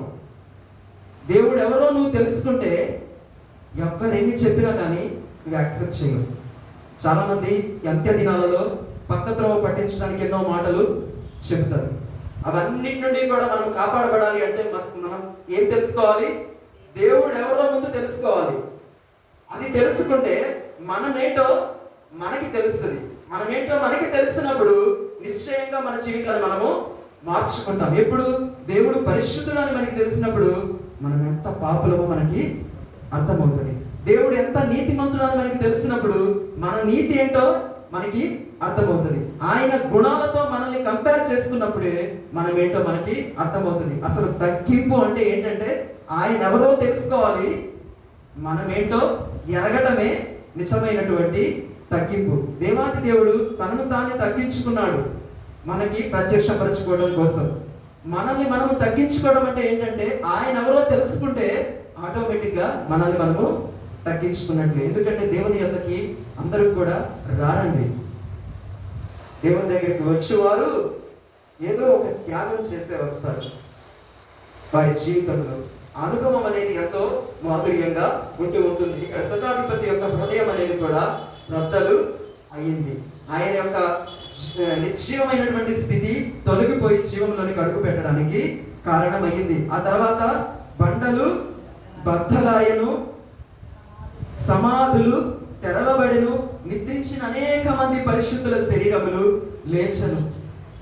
ఈ మాట చూస్తే నాకు చదువుతున్నప్పుడు ఒకవేళ నేనే అక్కడ ఉంటే అసలు మనం బరియల్ గ్రౌండ్లోకి వెళ్ళాలి. బరియల్ గ్రౌండ్లోకి వెళ్ళాం, పక్కన పెడితే నిద్రపోతున్నప్పుడు పక్కన గురక తీశారనుకోండి, కనీసం అక్కడ పండుకోవడానికి కూడా భయం వేస్తుంది. నాకు ఒక ఎక్స్పీరియన్స్ ఉందండి. నేను పోయిన సంవత్సరం లాస్ట్ ఇయర్లో నా రూమ్లో ఒక అబ్బాయి జాయిన్ అయ్యాడు. నేను ఉండేది 2 members, 2 sharing. అబ్బాయి మంచివాడే, అబ్బాయి బలహీనత ఉంటుంది. నాతో రూమ్లోకి రాగానే చెప్పాడు, ఏమని నాకు కలవరెత్తలు ఉన్నాయని చెప్పాడు. నేను అన్నాను, నాది కాదు కదా హాస్టల్, మరి ఏమి ఉన్నా సరే నాకు తప్పదు నీకు తప్పదు, వచ్చేయని చెప్పాను. నాకేమో లైట్ లేకపోతే లైట్ తీసేస్తేనే నిద్ర పడుతుంది. సరే, ఆయనకు కూడా అదే ఇష్టం అనుకుంటా. చాలా డీప్ స్లీప్లో ఉన్నాను. ఒకరోజు ఏం జరిగిందంటే, మిడ్నైట్ నిలబడటమే కాకుండా ఆయనకి వైట్ బ్లాంకెట్ ఉంది, అది నెత్తనేసుకొని ఉన్నాడు. నేను సడన్ గా లెగాల్సి వచ్చింది. నాకు స్విచ్ బోర్డ్ చాలా దూరంగా ఉంది. ఇద్దరమే ఉన్నాము. కార్నర్ కొంచెం ఇంతకంటే కూడా ఇంతే ఉంటుంది రూము. నాకు ఏం చేయాలో అర్థం కాల. ముద్ర గుర్తొచ్చింది, స్విచ్ ఎక్కడ ఉందని గుర్తొచ్చింది. ఆ స్విచ్ కూడా నాకు చాలా దూరంగా ఉంది. నిజం చెప్పాలంటే ఆ రోజు నేను ఆ రూమ్లో లేనండి. 10 నిమిషాల్లో ఏం చేశానంటే వేరే రూమ్లోకి వెళ్ళాను. ఎందుకంటే నాకు నిద్ర పట్టట్లేదు. ఇది నాకు చదువుకునేటప్పుడు నాకు గుర్తుకొచ్చింది. ఆఫ్టర్ నా పక్కన ఉండే మనిషి అట్లా నిలబడితే నేను భయపడిపోయాను, నిద్ర పట్టలేదు. సమాధిలో నుండి శరీరములు లేచాయంట. నాకు చాలా అనిపించింది, నిజంగా అక్కడ ఉన్నటువంటి వారు చాలా ధన్యులు. దేవుని యొక్క శక్తిని చూశారు. మనుషులు మారాలంటే ఇలాంటి కార్యాలు జరగాలి. అటువంటి గొప్ప కృప కలిగినటువంటి దేవుడు తన శక్తిని మనకు ప్రభావితం చేసేవాడై ఉన్నాడు. ఆ తర్వాత వారు సమాధులలో నుండి బయటకు వచ్చి ఆయన లేచిన తర్వాత పరిశుద్ధ పట్టణంలోనికి ప్రవేశించి అనేకులకు అగుపడిరి. చూస్తే చాలా వింతగా ఉందండి చదువుతూ ఇదంతా. నాకు తెలిసిన వాక్యమే కానీ వాళ్ళు లెగటం ఏంటి, వాళ్ళు కనపడటం ఏంటి, చాలా వింతగా ఉంటుంది. మన కన్న తల్లిదండ్రులు లేకపోతే మన పెద్దలు ఎవరైనా చనిపోయి మన కళ్ళలోకి వస్తేనే చాలా మంది భయపడతారండి. నిజంగా చాలా మంది చెప్పిన సాక్ష్యాలు నేను విన్నాను. మా తాతగారు గుర్తొస్తున్నారు, నాకు భయం వేస్తుంది అన్నారు. మీరు బ్రతుకున్నప్పుడు ఆయనతోనే ఉంటారు, కానీ కళ్ళ వస్తేనే భయపడతాం. అట్లాంటిది చచ్చిపోయిన తాతగారు ఇంట్లోకి వచ్చేస్తే ఒక్కసారి ఊహించుకున్నాం, ఆ ఇంట్లోనే మనం ఉండం. చాలా మంది చచ్చిపోయిన ఇంట్లోనే ఉండకుండా విడిచిపెడతారు. ఎందుకు? అక్కడ ఏయో తిరుగుతూ ఉన్నాయని కదా. అంటే దేవుని బిడ్డలు దేవుని నమ్మాలి అంటే వీటన్నిటినీ కూడా, అన్నిటిలో కూడా మనం నిలిచి ఉండేవారిగా ఉండాలి. దేవుని యొక్క శక్తి అదే ఉన్నది. మన శక్తి ఏమైనది? పారిపోయేదే ఉన్నది. కానీ దేవుని శక్తి ఏంటంటే అటువంటి పరిస్థితుల్లో కూడా మనం ఉండాలి. అంత్య దినాల్లో జరగబోయేటటువంటి పరిస్థితులు ఇలాగానే ఉంటాయి. ఇటువంటి పరిస్థితుల్లో మనం ఉంటామా, పారిపోతామా అన్నది మనల్ని మనము పరీక్ష చేసుకునే వారిగా ఉండాలి. ఏమంటారు? ఒకరికి మధ్య ప్రేమ చల్లారిపోతుంది అని దేవుడు సెలవిస్తున్నాడు. ఏమంటారు? ఉడతా భక్తిగా కొంచెం కొంచెం ప్రేమించుకుంటేనే తన్నుకుంటాము, కొట్టుకుంటాము. ప్రేమే చల్లారిపోతే ఎలా ఉంటుంది? భోజనం వేసినప్పుడు నీ తలకాయ నా తలకాయ గుర్తొస్తుంది, అవునా? అలాంటి దినాలకు కూడా రాబోతున్నాయి. ఈ రోజుల్లోనే తల్లి కొడుకుని చంపేస్తుంది, కొడుకు తల్లిదండ్రుల్ని చంపేస్తున్నాడు, స్నేహితుల్ని చంపుకుంటున్నారు. రాబో దినాల్లో అంతకంటే ఘోరమైనటువంటి పరిస్థితులు వస్తాయి. మరి అలాంటి పరిస్థితుల్లో మనము దేవుని యందు నిలబడతామా, పారిపోతామా? దేవుని యొక్క శక్తి ఏమై ఉన్నదో మనకు ముందుగానే దేవుడు చూపించి ఉన్నాడు. ఆ శక్తిని ఆశ్రయించిన వారు ఏమి ఎరగాలి? ఆ దేవుడు ఎంత శక్తిమంతుడో. ఆకాశ మహాకాశములను సృష్టించినటువంటి దేవుడు, సూర్యుడిని చంద్రుడిని నిలిపివేసినటువంటి దేవుడు, మన సూర్యుడిని చంద్రుడిని మన కోసం రానివ్వగలడు కదా. ఆయన ఏమన్నాడు? గాయము కట్టువాడును నేనే, గాయము చేయువాడును నేనే. ఎవరైనా చెప్పగలరా వాక్యం గురించి ఒక మాటలో? ఎందుకు ఆయన మాట అన్నారు? గాయము చేయువాడును నేనే, గాయము మాన్పువాడును నేనే అన్నాడు. ఎందుకన్నారు? గాయము చేయవాడు నిజంగానే ఆయన? చెప్పండి.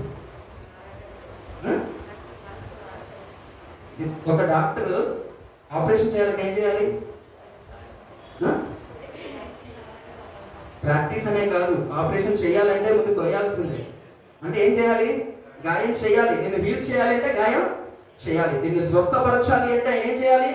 నిన్ను గాయపరచాల్సిందే. ఆ గాయాలు నీకు స్వస్థతకి కారణమవుతాయి. ఊరికి ఆయన మాట రాయలేదు. స్వస్థత పరిచేవాడు, గాయము చేయవాడై ఉండాలి. మన దేవుడు మన యొక్క గాయములను మార్చడం కోసం మనల్ని గాయపరచలేదు, కానీ ఆయన గాయపరచబడ్డాడు. ఆయన గాయపరచబడటం ద్వారా మనకి స్వస్థత, విడుదల అనేది కలిగి ఉన్నది. శతాధిపతి యొక్క హృదయము కూడా ఏమి చేయబడి ఉన్నదంటే గాయపరచబడి ఉన్నది. ఏ విధముగా? ఆయన యొక్క స్థితి ఏంటో ఆయన తెలుసుకొని గాయపడి దేవుని యొక్క స్థితిలోనికి రావడానికి దేవుడు కృప చూపిన వాడిగా ఉండి ఉన్నారు. కాబట్టి ఆఖరిగా ఒకటే చూసుకుందాము. ఏమిటి అది అంటే, వారి సమాధులలో నుండి బయటకు వచ్చి ఆయన లేచిన తర్వాత పరిశుద్ధ పట్టణంలోనికి ప్రవేశించి అనేకులకు అగుపడి. ఎన్ని కార్యములు చూసినటువంటి శతాధిపతి దేవుడి గురించి ఇస్తున్నటువంటి సాక్ష్యం అనేది మనకి అక్కడ ఎంతగానో తేటగా బయలుపరచబడటం అనేది జరుగుతూ ఉంటుంది. కాబట్టి అదే వాక్యము యోహాను సువార్త 5వ అధ్యాయము 28, 29 వచనంలో కూడా ఉంటుంది. దీనికి ఆశ్చర్యపడకుడి, ఒక కాలము వచ్చుచున్నది. ఏమంటున్నాడంటే, ఇప్పుడు చెప్పుకున్నటువంటి వాటిని చూసి ఆశ్చర్యపడిపోకండి, ఎంతకంటే వచ్చుచున్నది. ఆ కాలమున సమాధులలో ఉన్న వారందరూ ఆయన శబ్దము విని మేలు చేసిన వారు జీవ పునరుద్ధానమునకు, కీడు చేసిన వారు తీర్పు పునరుద్ధానమునకు బయటికి వచ్చేదరు. ఇదే కాదంటున్నాడు, ఇంతకంటే కూడా గొప్ప శ్రమలు రాబోతూ ఉన్నాయి. ఆయన దగ్గరికి వెళ్ళాల్సిన వారు వీటన్నిటినీ కూడా ఓవర్కమ్ చేసుకుంటూ, శిలువ శక్తిని ఆశ్రయిస్తూ, శిలువలో ఉన్నటువంటి కృపను పొందుకుంటూ ఏం చేయాలి? ఉన్నతమైన కృపలోనికి మనము వెళ్ళాలి. ఎప్పుడు కృపగల దేవుడిని తలుచుకుంటూ, ఆయన కృపే మనల్ని కాపాడుతుంది కాదు, కృప నుండి అధికమైన కృపలోనికి మనం వెళ్ళాలి. మన యొక్క డిగ్రీ అనేది దేవుళ్ళో ఏమవ్వాలి? ఎదుగుతూ ఉండాలి. మన యొక్క క్వాలిఫికేషన్ అనేది దినదినము కూడా బలాభివృద్ధి చెందుతూ ఉండాలి. ఈ రోజు ఉన్న విశ్వాసం, ఈ రోజు ఉన్న ఆత్మీయతే కాదు, ప్రతిరోజు మనలో ఏంటంటే రెన్యూ అవుతూ ఉండాలి. ఉన్నప్పుడే మనలో ఉన్నటువంటి అంతరంగ పురుషుడు బలపరచబడతాడు. బలపరచబడినప్పుడు ఆయన యొక్క శక్తి ఏంటో మనకు అర్థమవుతుంది. ఆయన శక్తి మనకు అర్థమైనప్పుడు ఆయన యొక్క శక్తిని ఆశ్రయించే వారిగా మనము ఉంటాము. ఈ రోజుల్లో మన యొక్క మనస్సు ఈ రోజు ఒక రీతిగా ఉండి రేపు ఇంకొక రీతిగా మారుతుంది అంటే గల కారణం ఏంటి అంటే ఆయన యొక్క శక్తిని మనము ఆశ్రయించడం లేదు అని మనల్ని మనము జ్ఞాపకము చేసుకునే వారిగా ఉండాలి.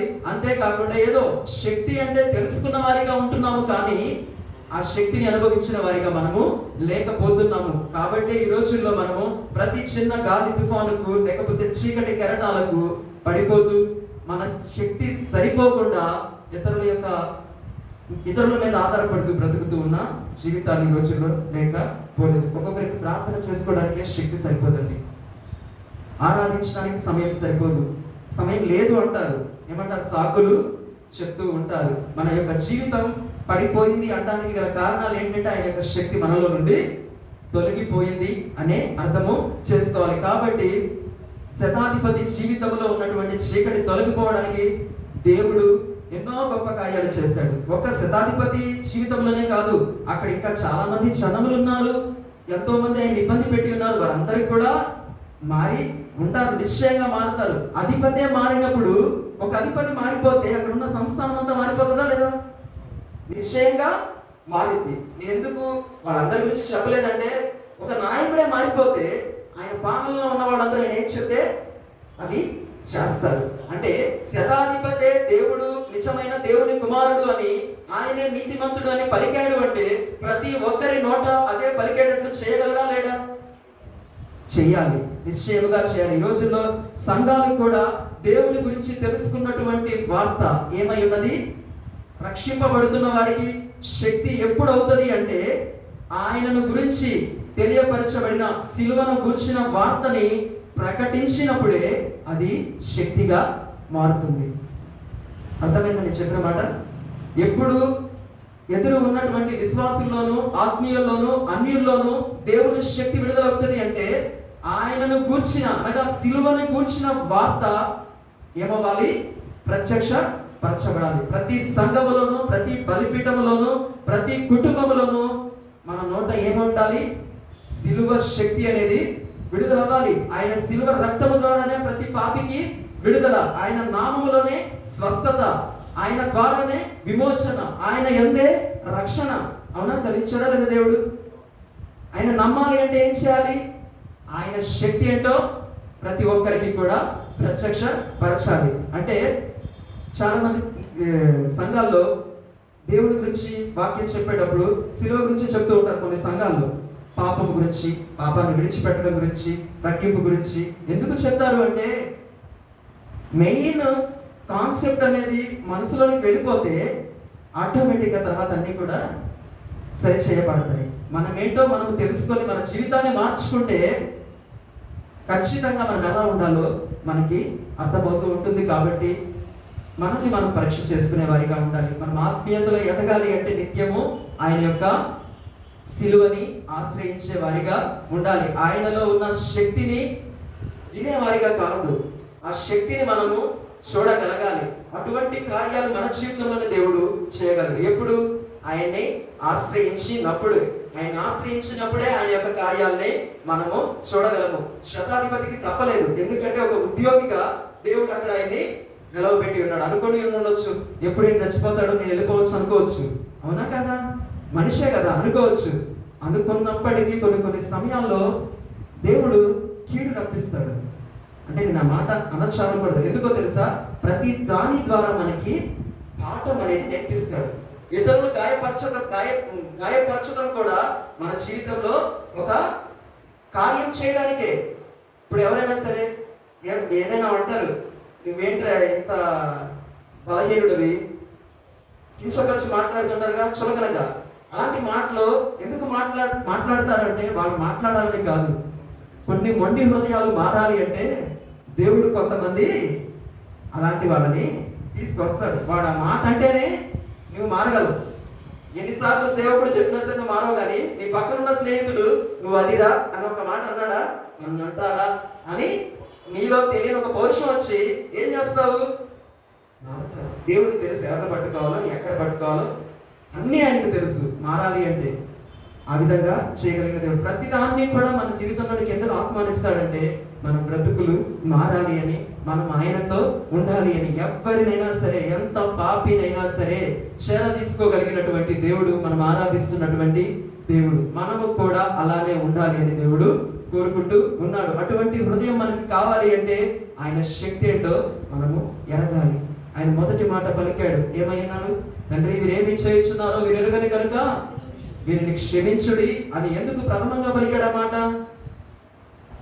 ఆ మాట పలికాడు? అటువంటి సుగుణం ఆయనలో ఉన్నది కాబట్టి ఆ యాగం అంతా కూడా చేయగలిగాడు. అవునా? కార్యం సంపూర్ణం చేయడానికి గల కారణం ఏంటి? అందరినీ కూడా క్షమించే మనస్సు దేవాతి దేవుడు తన యొక్క కుమారునిలో పెట్టి ఉన్నాడు. అది ఏమైనది? దేవుని యొక్క శక్తి అయి ఉన్నది. పరిశుద్ధ లేఖనం సెలవిస్తుంది, నాకు అనుకున్న ప్రకారముగా దేవుని గురించిన వార్త నశించుచున్న వారికి వెర్రితనముగా, రక్షింపబడుతున్నటువంటి వారికి దేవుని శక్తి అయి ఉన్నదని అక్కడ మనకి ప్రత్యక్షపరచబడుతుంది. అదే విధముగా నూతన నిబంధనలోనే ఇంకొక మాట ఉంటుంది, సిలువ ఎక్కిన ప్రతి ఒక్కడు కూడా ఎవడని ఉంటుంది? శాపగ్రస్తుడు. సిలువ వేయబడిన వారు శాపగ్రస్తులు అని పరిశుద్ధ లేఖనంలో ఉంటుంది. ఒకసారి గమనిస్తే రెండు వాక్యాలకి ఏమన్నాడు ఇక్కడ దేవుడు? దేవుని గురించిన వార్త నశించుచున్న వారికి వెర్రితనముగా ఉంటుంది, కానీ రక్షింపబడిన వారికి దేవుని శక్తి అంటున్నాడు. మరి సిలువ వేయబడిన వారు ఎవరు? శాపగ్రస్తులు. ఇక్కడేంటి? రక్షింపబడతారు. అక్కడేంటి? శాపగ్రస్తులు అని పిలుస్తున్నాడంటే రెండు వాక్యాలు కూడా నిజమగానే, రెండు వాక్యాలు 100కి 100% కరెక్టే. కాకపోతే మనం ఏ విధంగా రక్షింపబడతాము అంటే మనం సిలువలో ఆయన పడినటువంటి యాగాన్ని కాదు మనం చూసేది. ఆయన నిజంగా మన కోసం, మన శాపముల కోసం శాపగ్రస్తుడయ్యాడు.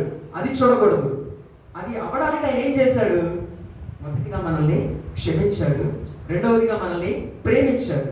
ఆయన సిలువలో మనకి కనపడింది. సేవకులు చెప్పారు కదా, ఏమై ఉన్నది? ప్రేమయ్య ఉన్నది. అంతే. ఆ ప్రేమ నీలో ఉంటే నిశ్చయముగా నీవు ఆయన రాకడలో ఎత్తబడతావు. క్వాలిఫికేషన్ ఒకటే అండి ఆయన రాకడలో ఎత్తబడాలంటే, ఒక్క ప్రేమ.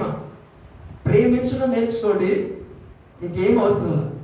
అందరూ నీకు బంధువులే, అంతా నీదే ఆస్తి. ఎందుకంటే తెలుసా, నీ బ్యాంక్ బ్యాలెన్స్ 0 అయినా నువ్వు అందరినీ ప్రేమించావు అనుకో, అందరి అకౌంట్లు నీయే. నిజం. జ్ఞాపకం చేసుకోండి, నీ బర్త్డే అయిందనుకో, అందరినీ ప్రేమిస్తే అందరు నీకు గిఫ్ట్లు ఇస్తారు. ఎవరిని ప్రేమించకపోతే నువ్వు కొనుక్కునేది నీ దగ్గర ఉండదు, అది కూడా ఉండదు ఒక్కోసారి. అంటే అర్థమైందా? ప్రేమించడం వల్ల జరిగే మేలు ఏంటంటే అన్ని బహుమతులే. ఆయన్ని ప్రేమించడం అనుకో ఆయన ఇంకా ఇస్తాడు. ప్రసంగిలో ఉంటుంది, నాకు వాక్యం గుర్తులేదు, కానీ మనల్ని పోషించడానికంట ఇంకొకరు వాడుకుంటాడంట.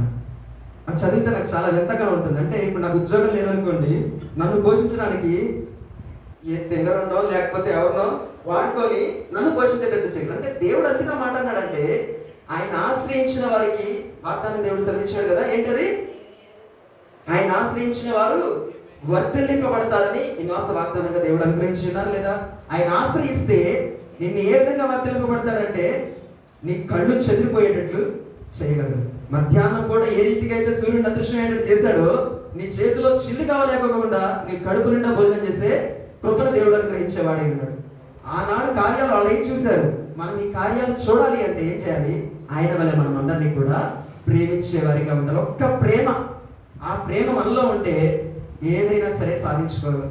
కానీ క్రైస్తవులకి, దేవుని బిడ్డలకి అది తెలియక అది ఇది అది అని దేవుణ్ణి ఏం చేస్తూ ఉంటాము? అడుగుతూ ఉంటాము.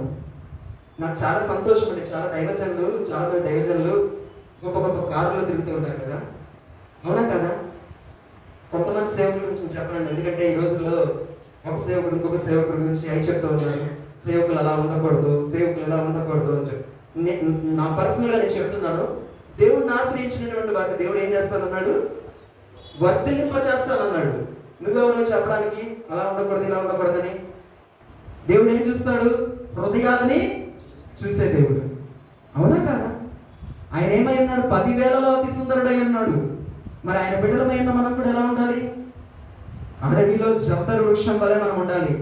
మనకు అటువంటి సొగసు అనేది ఉండాలి. నేను అనుకుంటాను, పాపం చాలా మంది దైవజనులకి చేతిలో ధనం ఉండదు, తినడానికి తిండి ఉండదు, కట్టుకోవడానికి వస్త్రాలు ఉండవు. కానీ వాళ్ళు ఎలా ఉంటారు? 100 మంది, 1000 మంది, లక్షల మంది ముందర ఉంటారు. మెరిసిపోయే బట్టలు వేసుకుని బలిపీఠాలు ఎక్కుతారు. నేను అనుకుంటాను, అంత గొప్ప ధన్యత ఎందుకో తెలుసా? దైవజనుడు సంఘాన్ని ప్రేమిస్తాడు, తన గొర్రెల్ని ప్రేమిస్తాడు. తన గొర్రెల్ని ప్రేమించినప్పుడు తన గొర్రెలు తన కాపరిని కాయవా?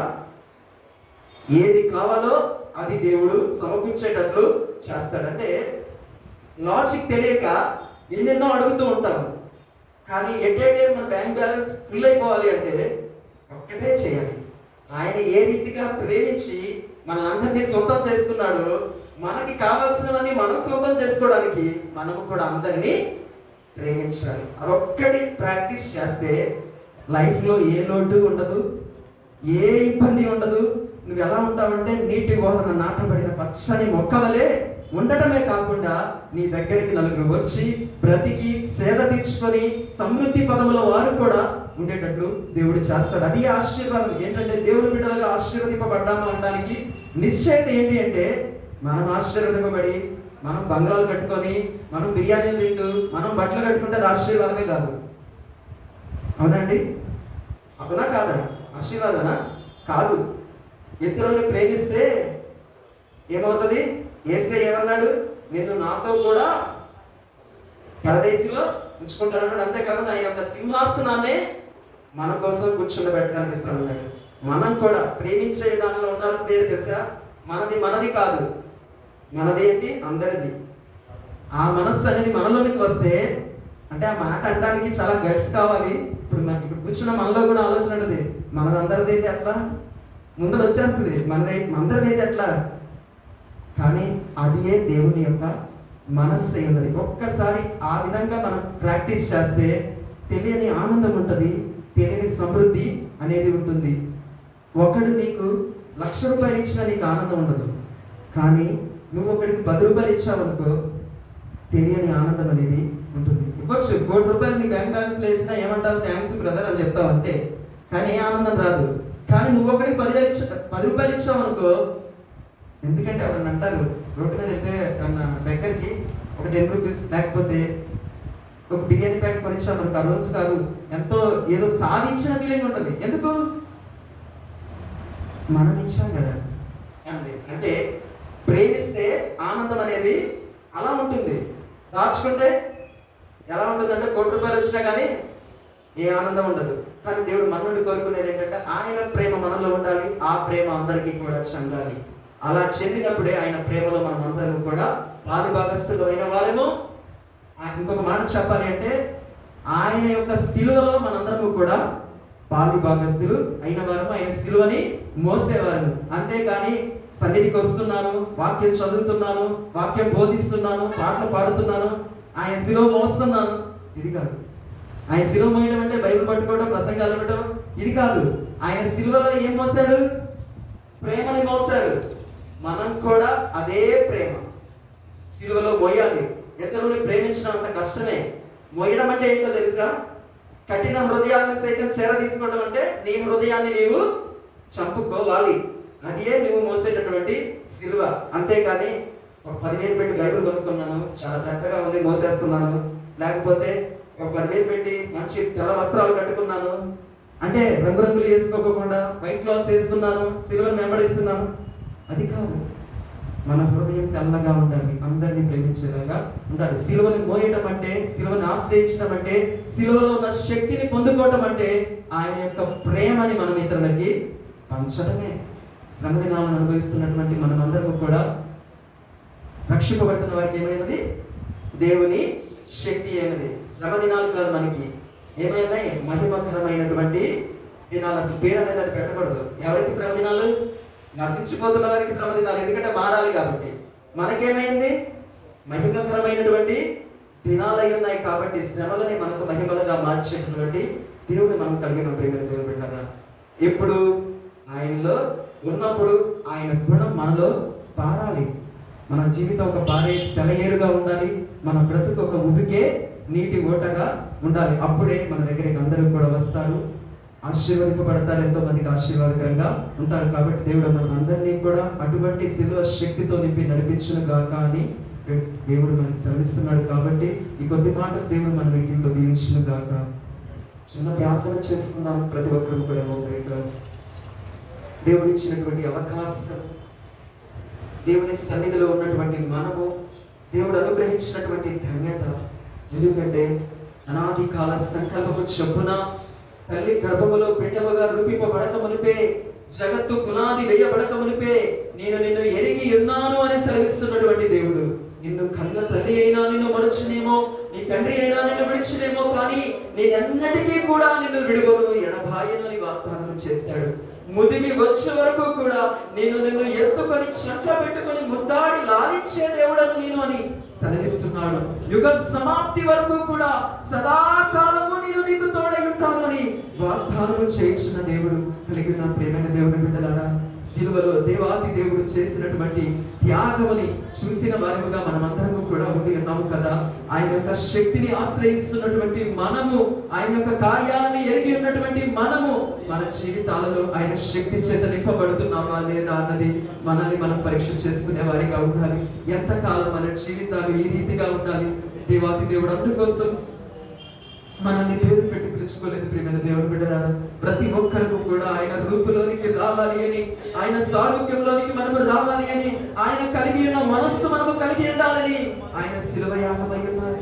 ఆ యాగముని మనము కూడా ఈ లోకములో అనుభవించాలి అంటే ఆయన మన ఎడల చూపినటువంటి ప్రేమ అనే యాగమును ఈ లోకములో బ్రతికే అంత కాలము కూడా ఉండేలాగా దేవాతి దేవుడు మనకి శక్తిని ఇవ్వాలని కోరుకుంటున్నారు. కాబట్టి ప్రతి ఒక్కరు మనల్ని మనం సమర్పించుకుందాం. ప్రభువా నీకు వందనాలయ్యా, దేవా నీకు స్తోత్రములయ్యా, తండ్రి నీకు కృతజ్ఞతలు తెలియజేసుకుంటున్నామయ్యా. నిజమే ప్రభువా, రక్షింపబడి ఉన్నటువంటి మేము దేవా జీవించుచున్నాము అన్నట్లుగానే ఉంటూ మరణించిన స్థితిలో ఉండి ఉన్నామేమో దేవా. నిజమే నీవు సెలవిస్తున్నావు, నశించిపోయిన వారికి వెర్రితనముగా ఉన్నది అని అంటున్నావు ప్రభువా. రక్షణ పొంది ఉన్నటువంటి మేము ఒకవేళ నశించిపోయిన అనుభవంలో ఉండి ఉన్నామేమో, ఎందుకంటే రక్షింపబడి ఉన్నటువంటి మేము నశించిపోయే స్థితిలో ఉన్నాము అంటే నీ యొక్క శిలువ శక్తి వెర్రితనముగా ఉండి ఉన్నదని మేము అర్థం చేసుకోవాలయ్యా. నిజముగా నీ శిలువలో ఉన్న శక్తిని మేము పొందుకున్న వారిమైతే రక్షింపబడిన వారికి అది శక్తి అయి ఉన్నది అంటున్నావు ప్రభువా. నీ శక్తిని ఆశ్రయించే కృపను మాకు అనుగ్రహించండి అయ్యా. ఏ రీతిగా మా పాపములను విడిచిపెట్టాలో, ఏ రీతిగా మా బ్రతుకులలో నుండి పాపమును తొలగించుకోవాలో మాకు నేర్పించయ్యా. పరిశుద్ధాత్ముడా మాకు శక్తినివ్వయ్యా. యవన కాలంలో ఉన్నాము ప్రభువా, ఎన్నో ఆశలు మమ్మలను రేపుతూ ఉంటాయి తండ్రి, ఎన్నో నాయన ఉద్రేకాలు మమ్మలను వెంబడిస్తూ ఉంటాయా. వాటన్నిటినీ జయించడానికి మా శక్తి సరిపోదయ్యా. పరిశుద్ధాత్ముడా నిన్ను ఆశ్రయిస్తున్నామయ్యా. నీ శిలువ శక్తితో మాలో ఉన్న ప్రతి బలహీనతల కాడిని విరగొట్టమని వేడుకుంటున్నామయ్యా. పాపాన్ని జయించేవారిగా, పాపాన్ని విడిచిపెట్టి పారిపోయేవారిగా, పాపాన్ని అసహించుకోగలిగే మనస్సును మాకు దయచేయి నాయనా. దేవా నీకే వందనాలు నాయనా. ప్రేమ సమస్త పాపములను కూడా కప్పివేయను అంటున్నావు కదా ప్రభువా. నీ ప్రేమ మాలో ఉంటే మేము పాపము చేయమయ్యా. నీ ప్రేమ మాలో ఉంటే పాపము మా జీవితంలోనికి రాదయ్యా. ఒక్కసారి నీ ప్రేమతో నిండుగా మమ్మల్ని నింపమని వేడుకుంటున్నానయ్యా. నీకే స్తోత్రములు నాయనా. దేవా నీకు వందనాలయ్యా. నిండు మనస్సుతో నిన్ను ఆశ్రయించే వారిగా మమ్మల్ని స్థిరపరచమని వేడుకుంటున్నానయ్యా. నీకు స్తోత్రములు నాయనా. నీకు వందనాలు. ఏ రీతిగా అయితే క్రూర హృదయము కలిగినటువంటి దేవా ఆ యొక్క శతాధిపతి నీవే దేవుని యొక్క కుమారుడని విశ్వసించి పలికి ఉన్నాడో, అదే రీతిగా ప్రభు అనుభవ పూర్వకమైన జ్ఞాన యుక్తితోనైనా మమ్మల్ని నడిపించండి. మాలో ప్రతి ఒక్కరికి జ్ఞాన హృదయాన్ని దయచేయండి అయ్యా. జ్ఞానాత్మను దయచేయండి అయ్యా. నీ శక్తిని గ్రహించగలిగే, నీ శక్తిని నాయన అనుభవించగలిగే ఆత్మ నడిపింపును దయచేయమని, నీ ఉన్నతమైన గొప్ప నామానికి మహిమ తెచ్చుకోనమని సమయంలో ఆశ కలిగి ప్రభు వచ్చిన ప్రతి బిడ్డ హృదయములో ఏ ఆశ కలిగి ఉన్నారో నీకు తెలుసయ్యా. జ్ఞాపకం చేసుకో తండ్రి. నిన్ను ఆశ్రయించిన వారిని నీవు వర్ధిల్లింప చేస్తాను అన్నట్లుగా నీ సిలువని ఆశ్రయించిన వారు ఎన్నడూ కూడా నశించిపోరయ్యా. ఎక్కడా కూడా సిగ్గుపడరయ్యా. ఏ స్థితిలో కూడా తలదించుకోరయ్యా. ప్రతి ఒక్క బిడ్డ తల ఎత్తబడినట్లుగా నీ సిలువ శక్తిని ప్రతి బిడ్డపై కృమ్మరిస్తున్నందుకు నీకు వందనాలు. శతాధిపతి వలె నీ కొరకు సాక్షులుగా ప్రతి ఒక్కరిని నిలబెడుచున్నందుకే నీకు స్తోత్రములయ్యా. నీకు వందనాలయ్యా, నీకు కృతజ్ఞతలు స్వామి. ఇంకా మా హృదయాలు మారని స్థితిలో ఉన్నట్లయితే దర్శించండి, మా బ్రతుకులను మార్చండి, మారు మనస్సును కలగ చేయండి, పశ్చాత్తాపాన్ని కలగ చేయండి, నీ రక్తములో కడగబడిన అనుభవాన్ని మాకు దయచేయండి నాయనా. నీకే వందనాలు నాయన, నీకే స్తోత్రము. నీ కృపను బట్టి ఇన్ని దినాలు నీ యొక్క దైవ సన్నిధికి రావడానికి మాలో ప్రతి ఒక్కరికి నీ శక్తిని అనుగ్రహించినందుకు మీకు వందనాలు. రాబో దినాల్లో కూడా నీ శక్తిని ఆశ్రయిస్తూ నీ శక్తి చేత నీ సన్నిధిలో నడిపింపబడే వాక్యమును మాకు దయచేయమని మేమందరము కూడా నాయన తెలియని ఆత్మీయ అనుభవాలలోనికి వెళ్ళునట్లుగా నాయన నీలో దాగి ఉన్న ఆశ్చర్యకరమైనటువంటి సంగతులను మేము ఎరుగునట్లుగా మాలో ప్రతి ఒక్కరికి నీ శక్తిని నాయన ప్రజ్వలింపచేయమని నీ ఉన్నతమైన గొప్ప నామానికి మహిమ తెచ్చుకోమని వేడుకుంటూ సర్వాధికారియు సర్వశక్తిమంతుడు అయినటువంటి నజరేయుడైన యేసుక్రీస్తు వారి నామములో మమ్మలను మీకు సమర్పించుకుంటూ మా ఈ ప్రార్థన ఆలకించినందుకే కృతజ్ఞతాస్తుతి వందనాలు తెలియజేసుకుంటూ యేసు నామములో ప్రార్థిస్తున్నాము తండ్రి, ఆమేన్. యేసు రక్తమే శిలువ రక్తమే ప్రభు యేసు నామమునకు సంపూర్ణత అక్షము కలుగును గాక. అపవాది క్రియలకు సంకష్ట కోటి నాశనము కలుగును గాక. యేసు నామములకే మహిమ కలుగును గాక.